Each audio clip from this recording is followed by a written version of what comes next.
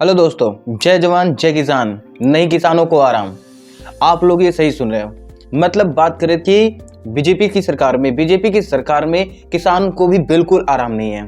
यहाँ पे बात करें कि किसानों को तो जैसे मानो कि एक ग्रह से लग गई हो, एक उनको मानो कि पनौती सी लग गई हो। किसान दिन रात मेहनत कर करके इस देश को बचाते हैं, इस देश का पेट भरते हैं, लेकिन आज किसानों को ही आराम नहीं है। आज किसान किस तरह से सड़कों पे उतर करके दिल्ली की तरफ में अपनी मांगों को ले करके, अपनी हकों को ले करके संवैधानिक तरीके से वह चली है मांग करने, लेकिन फिर भी ये मोदी सरकार, ये गोदी सरकार ने क्या किया है? सड़कों पर बैरिकेटर लगाए हैं, बड़े बड़े कील लगा दिए गए हैं जिनसे उनके ट्रैक्टर पंचर हो जाएं, वो बैरिकेटर क्रॉस न करने पाए। उनके ऊपर धुएं के गोले दागे जा रहे हैं, आंसू गैस दागे जा रहे हैं, जिनकी वजहों से वो परेशान हो जाएं और वो दिल्ली के चारों तरफ में यानी कि आंदोलन ना कर सकें। ये है मोदी सरकार की रणनीति। मैं आप सभी को इस वीडियो में स्वागत करता हूं। आप सभी को मैं इस वीडियो में पूरी बातें बताऊंगा कि आखिरकार किसानों की हालात अब कैसी है, आखिरकार जो किसान है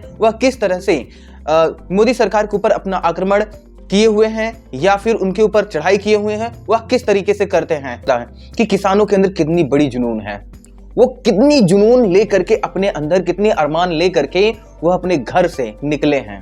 वो अपना घर बार त्याग करके इस वक्त पे अपनी मांगों को, अपनी हकों को लेकर के दिल्ली की तरफ रवाना हुए हैं। कितनी जुनून है इनके अंदर देखो। लेकिन फिर भी जो गोदी मीडिया है वह किसानों को ही दोषी ठहराने में लगी हुई है, किसानों को ही गलत ठहराने में लगी हुई है किसी न किसी विधा से, क्योंकि वो बिक चुकी है। वह आपको रियल जो है इंफॉर्मेशन देगी नहीं, रियल आपको घटनाओं को वाकिफ नहीं कराएगी। वह सिर्फ किसानों की जहां गलतियां होगा उन्हीं को लेकर के रिपोर्टिंग वो करते नजर आएंगे आप सभी को। तो मैं आपको बता देना चाहूंगा कि जिस तरह से 13 फरवरी सन 2024 को यह ऐलान किया गया किसानों के द्वारा कि हम दिल्ली पे कूच करेंगे, उन्होंने 13 फरवरी को ही दिल्ली पर कूच किया और इतनी बड़ी संख्या में उन्होंने कूच किया कि मोदी सरकार जो है वह थरथरा गई, वह कांप उठी। वह यह कह रही है कि हम कैसे इनको कंट्रोल करें। उनकी बैरिकेटर काम नहीं आ रहे हैं, उनके कील काम नहीं आ रहे हैं, लेकिन फिर भी किसानों के ऊपर गोले दागे जाते हैं आंसू के, उसको भी झेल करके वो लोग चारों तरफ से दिल्ली को घेरने पे उतर गए हैं और उसको चारों तरफ से घेर लिए हैं। मैं आपको बता देना चाहूंगा कि उनकी जो मांग है, उनकी मांग किस प्रकार है। उनकी मांगे जायज हैं, उनकी मांगे जो है कानूनी तौर से हैं। इस तरह से उन लोगों के ऊपर इतनी अत्याचार किए जा रहे हैं, यह एक तरह से संविधान का सरासर अपमान है, संविधान का सरासर उसका दोहन किया जाना है। संविधान यहाँ जरा भी काम नहीं आ रही। बताइए, किसान अपनी अगर हक मांग रहे हैं संवैधानिक तरीके से तो इसमें गलत किस बात की है। अगर बात करें यही अगर मुसीबतें ब्राह्मण के ऊपर आए, यही अगर मुसीबतें अगर गोदी मोदी मीडिया के ऊपर आए, अगर यही मुसीबतें आरएसएस के ऊपर आए, तो क्या ये जो मीडिया वाले हैं यानी कि गोदी मीडिया वाले हैं वो भी इसको अच्छे से रिपोर्टिंग करके दिखाएंगे? नहीं दिखाएंगे। मैं आपको बता देना चाहूंगा कि जो किसानों के ऊपर ये आफत आ रही है, सिर्फ क्या पंजाब और हरियाणा के किसानों को आ रही है? यानी ये समस्या सिर्फ पंजाब और हरियाणा के किसानों की है क्या? ये उत्तर प्रदेश के किसानों का नहीं है, बिहार के किसानों का नहीं है, मध्य प्रदेश के किसानों का नहीं है, राजस्थान के किसानों का नहीं है, आंध्र प्रदेश के किसानों का नहीं है। ये हर एक राज्य के किसानों का मामला है। लेकिन फिर भी सिर्फ हरियाणा पंजाब के ही ज्यादातर किसान वहां पे कूच कर रहे हैं। सोचिए, ये कितनी बड़ी समस्या है इस देश की कि अपने यहाँ के किसान भी नहीं जागरूक हो रहे हैं। किसानों को डराया जा रहा है, किसानों को धमकाया जा रहा है, उनको घर से निकलने नहीं दिया जा रहा है। तुम घर छोड़ के जाओगे तो तुम्हारे ट्रैक्टर जब्त कर लिए जाएंगे, तुम्हारे नाम पर झूठे एफआईआर लगा करके तुमको जेल में डाल देंगे। ये चीज धमकाया डराया जा रहा है यहाँ के किसानों को। जरा सोचिए, यानी लोकतंत्रात्मक तरीके से भी अपनी बात रखने के अधिकार नहीं है। मैं आपको बता देना चाहूंगा कि जो किसान है उनकी मांग क्या है।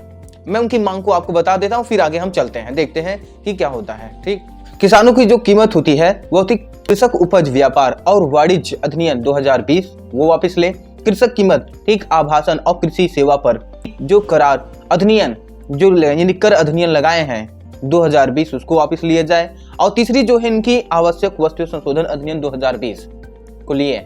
और उसके बाद इनकी है यानी कि एमएसपी को, यानी कि मैक्सिमम ठीक सपोर्टिंग प्राइस जो है, मैक्सिमम सपोर्टिंग प्राइस जो है उसको बढ़ाया जाए, उसको अच्छी में बढ़ाया जाए ताकि किसानों को उनकी लागत मिल सके। उनकी जो मेहनत है वो मिल सके, ताकि उनकी जो रोजी रोटी है अच्छे से चल सके। ये अपनी बात रखना भी क्या गुनाहत है? ये मोदी और मोदी मीडिया से पूछना चाहिए। क्या इनकी जो मोदी मीडिया है अगर सच्चे ढंग से करे, सच्चे ढंग से न्यूज को दिखाए, तो शायद इस देश की जो बद से बदतर स्थिति होती जा रही है वह ठीक होने के कगार पे आ जाए। भारत देश की इतनी नीचे गिरती हुई जीडीपी, लेकिन फिर भी इस पे बात नहीं चलती है। जरा सोचिए कितनी बड़ी हालात खराब है इस देश के। तो हम अब और बातों पे चलते हैं, देखते हैं और क्या बातें हैं।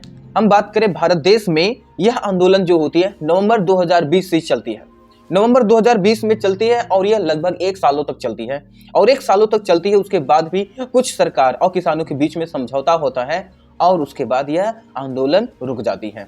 लेकिन जो बीजेपी सरकार है इस पर काम नहीं करती है, उसको वापस नहीं लेती है, उसको टाल मटोल करते करते लाती चली जाती है, जिसकी वजह से किसान परेशान है। तो किसानों ने जब देखा कि सरकार की रवैया जो है वह हमारे तरफ नहीं बल्कि उन पूंजीपतियों की तरफ है, अडानी अंबानी की तरफ है, तो उन लोगों ने फिर दिल्ली पर धावा बोल दिया 13 फरवरी 2024 को। उन्होंने कहा नहीं, हमारी मांगों को पूरी करो, नहीं तो हम पूरी तरीके से आपको घेर लेंगे। इस वीडियो में आप देख सकते हैं, इस वीडियो में किस तरह से किसानों के ऊपर लाठीचार्ज किए जा रहे हैं, किस तरह से किसानों को सताया जा रहा है, किस तरह कीलें गाड़ी गई हैं, किस तरह आंसू गोले उनके ऊपर बरसाए जा रहे हैं, किस तरह किसानों को परेशान किया जा रहा है। किसान भाई इस देश के अन्नदाता हैं, अन्न के देते हैं। इन्हीं के दम पे यहाँ पे 140 करोड़ लोगों की पेट भरती है, 140 करोड़ लोगों के भोजन यानी होता है, उन सैनिक हैं उनको भी भोजन मिलता है। और जो सैनिक होते हैं वो बॉर्डर पर रह करके हमारे देश की तब रक्षा करते हैं, किसानों की रक्षा करते हैं।